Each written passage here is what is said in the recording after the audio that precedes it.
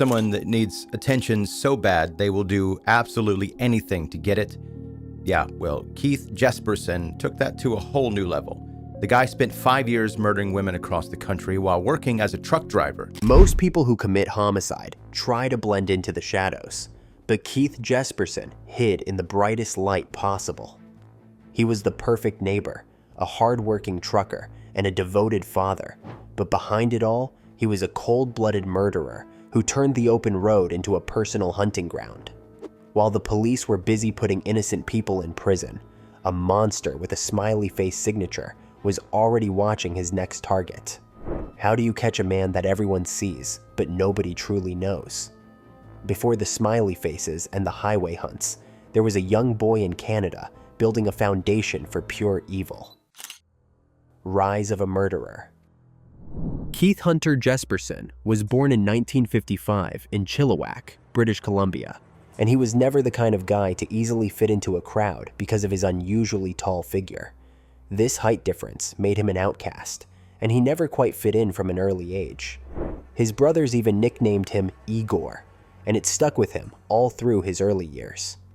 This physical dominance did not bring him many friends. Instead, it gave him a way to exert power over others. While he faced isolation in school, he also faced a different kind of rejection back at home, which gave room for him to fuel his growing darkness. Keith was raised in an unstable household where his father was often drunk and physically abusive. Worst of all, his father not only threw hands at him, but he also taught him to be physically abusive and violent to prove he was just as much a man as his father. By the time Keith turned 5, he began putting the lessons to work. He would gruesomely strangle pets and livestock just for the fun of it, and he described the feeling of ending a life as a high that he could not find anywhere else. When he turned 10, his behavior took a different turn. Keith had gotten into a fight with his neighbor, a boy named Martin, and things got serious when they both threw punches at each other. But Keith did not stop at a punch. He wrapped his hands around the boy's neck and started strangling him. Fortunately, Keith's father walked in right on time and broke it up. That account was the first time Keith attempted to take the life of a human being, and that was the start of a longing that would shock a nation. As he transitioned into adulthood, his social skills remained the same. He struggled to make friends and found it hard to talk to women. This constant rejection soon turned into a deep resentment, which he carried for years. Regardless of this, he tried to make the most of his life by following his dream to serve the country, and soon joined the Royal Canadian Mounted Police. However, that dream died when he suffered an injury during training. At this point, he decided to become something that only he would have control of. If Keith couldn't be the one enforcing the law, he was about to discover how easily he could break it, and it all started with a night in Portland that would change everything. The murder of Tanja Bennett. On January 21st, 1990, Keith Jesperson walked into a bar in Portland, Oregon. He was on the hunt for a target, and that night, he found 23-year-old Tanja Bennett. The woman he met in a Portland area bar was a 23-year-old named Bennett, described by family as overtly friendly and developmentally slow. Tanja was known for being friendly and having a trusting nature, partly because of her developmental disabilities. Somehow, Jesperson talked her into going back to his house. Once they were alone, a minor argument broke out, which led Jesperson to beat up Tanja. He not only beat her, but he also went ahead to finish her off by strangling her with his bare hands. After the struggle was over, he didn't stop there. He carried her body, loaded it into his truck, and drove out to the Columbia River Gorge, where he dumped her remains at a place called Crown Point. We had a young woman who was dumped in the forest and brutally murdered. They showed a sketch. That don't look like her, but once they showed her clothes and her shirt, oh my God, my sister. By doing so, there was no way the body would be traced back to him or the bar where they had both met, or so he thought. This was his first murder, and the start of who Keith would now become, a serial murderer. With his new job as a long-haul trucker, it was the perfect cover for a predator such as himself. He could take a life in one state and be 3 states away before the sun came up. For the first time ever, he was now in control. He was now a man with a dark secret and a terrifying new hobby. Days later, Tanja's family filed a missing person report, and the police started a search and investigation. It wasn't until they actually found Tanja's body that they knew they had a murderer on their hands. They were looking for any lead they could find, and soon they eventually focused on a local couple who seemed to fit the profile. Even though Keith was the one who committed the act, the legal system was about to make a huge mistake. The police thought they had their culprits, but while two innocent people were being dragged into a nightmare, the real monster was just getting started. One of the suspects, Laverne Pavlinac, was a woman caught in a desperate situation. She was living in a cycle of abuse with her boyfriend, John Sosnovsky, and with the news of a killer on the run, she saw a dark way out. She decided to tell the police a lie so big it could not be ignored. She claimed that she and John were the ones who took Tanja Bennett's life. She did not have any knowledge of the murder. Instead, she carefully read the local newspapers and watched the news reports and fed those details back to the detectives, who were eager to close the case. The plan worked too well. By 1991, the legal system had fully believed the lie, and even though there was no physical evidence connecting them to the crime, they were both convicted. John was so scared of facing the death penalty that he took a plea deal. He traded his freedom for his life and ended up behind bars for a crime he didn't commit. To any other criminal, this would have been a lucky break, but Keith Jesperson was not like most of them. As he drove his truck across the country, he followed the story closely, and he was mad that some random people were taking all the glory for a crime he did. He was absolutely livid. He felt like his talent was being overlooked, and his ego was so massive that he just couldn't let it go. He wanted the recognition for the terror he had caused, and he also wanted the police to know they were incompetent and that the real threat was still out there on the highway. This need for credit drove him to make a bold move. To reclaim his glory, Keith Jesperson decided to leave a custom trademark on his kills, a symbol that would soon become a sign of terror: the happy face. The first sign of this new identity appeared on a bathroom wall at a truck stop in Montana in 1990. Someone scribbled a chilling message claiming they not only took Tanja Bennett's life, but also enjoyed doing it. Right beneath those horrifying words was a hand-drawn smiley face. At first, it seemed like a sick joke, especially since the police already had 2 people in custody for that specific crime. Keith was not satisfied with being ignored. He wanted to make sure the world knew exactly who was responsible.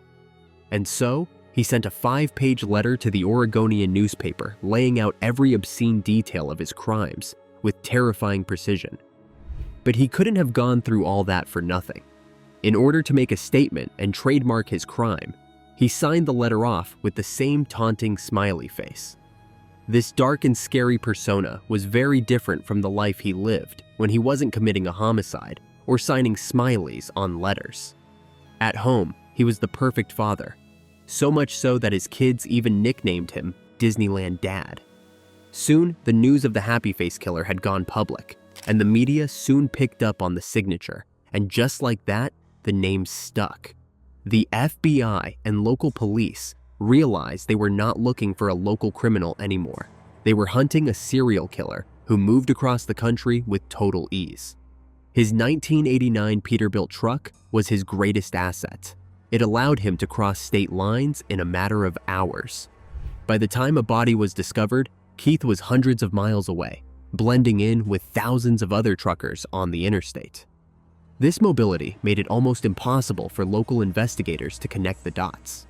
They thought their suspect had to be a local, but the real culprit was a ghost in a heavy rig. With his alias established, the Happy Face Killer began a multi-state spree that left investigators chasing shadows. The spree. In 1992, he met Cynthia Lynn Rose at a truck stop in Turlock, California, while he worked as an interstate driver. Rose worked as a worker, and she was just the type Keith targeted. After picking her up, he murdered her in his truck and left her body behind, proving he could strike anywhere and leave no trace. Later that same year, he also took the life of Lori Ann Pentland, another worker in Oregon. During the period of 1990 to 1995, Keith specifically targeted vulnerable women he met along his long-haul trucking routes. Another interesting thing about his murders was his mode of execution.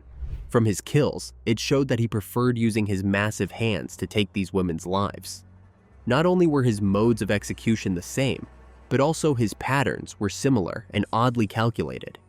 While driving, he would start small arguments or look for tiny slights or insults. If the victim reacted in a way he didn't like, he used it as an excuse to be violent.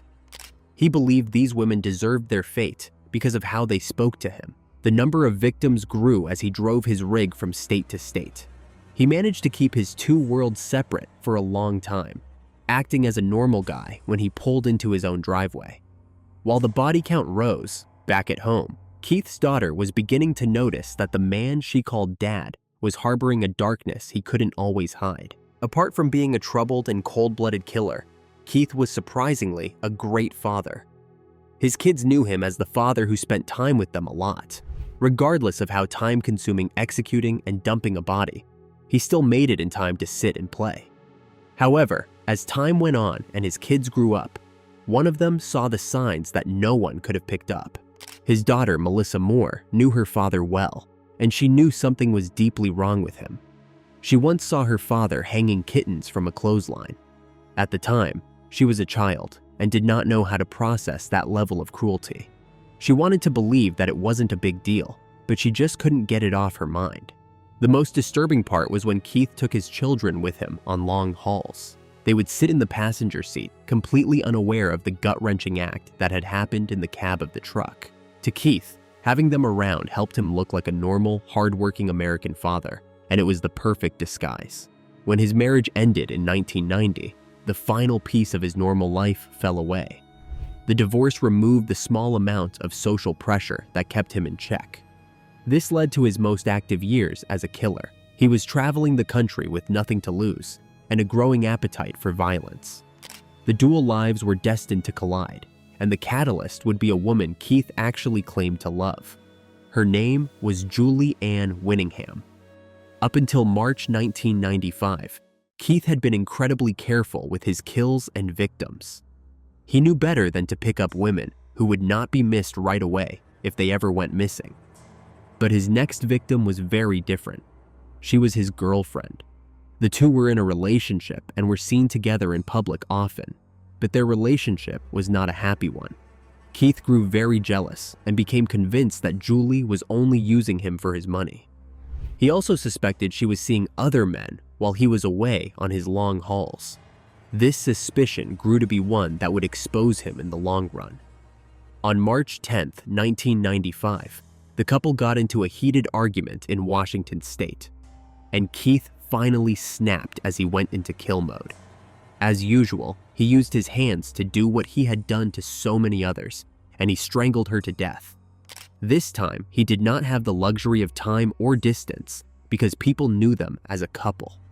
With this, there was no way he could simply make her vanish into thin air. So he decided to hide her body, but he was clumsy about it. The next day, a local resident found her remains just off Highway 14 near Washougal, Washington. When investigators arrived, they found a receipt with the serial killer's signature on it at the crime scene, which led them straight to Keith. For the first time, Keith was not a ghost. He was now a prime suspect with a name and a face. Detectives began closing in and asking questions that he could not dodge. The pressure of being watched every second became too much to handle. Realizing his world was shrinking, Keith tried to take his own life. When that attempt failed, he went through a total psychological collapse. Knowing the game was up, the happy face mask finally slipped, and Keith began to talk, and what he revealed was more than anyone ever expected. The confession. Keith was arrested on March 30th, 1995, and soon afterwards, he started to crack. He started by telling them about Julie Winningham, the girlfriend he had murdered in Washington, since that was the only reason he was there at first. Once the tape started rolling, his ego took over. He went from turning himself in and acting as a narrator for a horror story to bragging about a much higher body count. He claimed to have taken the lives of as many as 160 people across the entire country. Investigators deny they had come across another wannabe happy face killer and took the number and narration with a pinch of salt. They believed he was exaggerating to gain more fame. Even if he claimed to be behind their deaths, they were able to officially confirm 8 murders, which was more than enough to keep him behind bars forever. His decision to talk finally cleared the names of 2 people who had been behind bars for years. Laverne Pavlinac and John Sosnovsky had spent nearly 6 years in prison for a crime Keith committed. Since he provided details only the real killer could know, the state had to release them. Keith was eventually convicted of multiple homicides in several states, and the judge handed down 3 consecutive life sentences without the possibility of parole. Life in prison did not silence him. Keith continued to write letters and talk to anyone who would listen. These letters helped investigators solve cold cases decades later. In 2022, his information led to the identification of Patricia Skipple, who had been a Jane Doe since 1993. He also confessed to ending the life of a woman he called Claudia near Blythe, California. Even with modern technology in 2026, forensic experts are still trying to find her real name. Even behind bars, Keith has still caused emotional distress to people close to him and others who were affected by his actions. But for his daughter Melissa, the nightmare was only beginning as she realized her entire childhood was a lie. Melissa was only 15 years old when she heard that her father was the man the news was calling the happy face killer. Instead of hiding in shame, Melissa chose to become a voice for the families of predators as she got older. She wrote a book called Shattered Silence, and since then has started a podcast to help others deal with generational trauma. In March 2025, her father's crimes were brought back to the spotlight as the series Happy Face premiered at Paramount Plus and starred Dennis Quaid as Keith Jesperson. Melissa used the platform to talk about the deep fear of inheriting her father's dark traits. While focusing on educating people about the psychology of sociopathy, she has in her own way protected her family by cutting off all contact with Keith since 2005. She decided that her children would never know the grandfather who became a monster. As we look at the happy face killer today, one can only wonder if there are many more victims who are still out there waiting for their names to be found. While Keith is currently incarcerated, there are experts who have studied Keith's mind and describe him as a hedonistic killer. Recent research from the last few years shows he had perfect logic but lacked the ability to feel what others feel. His ego was so massive that he chose fame over his own freedom. He wanted everyone to know his name, even if it meant living in a cell. Today, Keith is over 70 years old and remains at the Oregon State Penitentiary. He is not eligible for parole until 2063, which means he will spend the rest of his life behind bars. Investigators are still running his DNA against cold cases along the major highways in order to find every person he took from the world. Which part of this case shocked you the most? Let us know in the comments below. Don't forget to like, subscribe, and hit the notification bell on our channel so you never miss any of our uploads. Thank you for watching.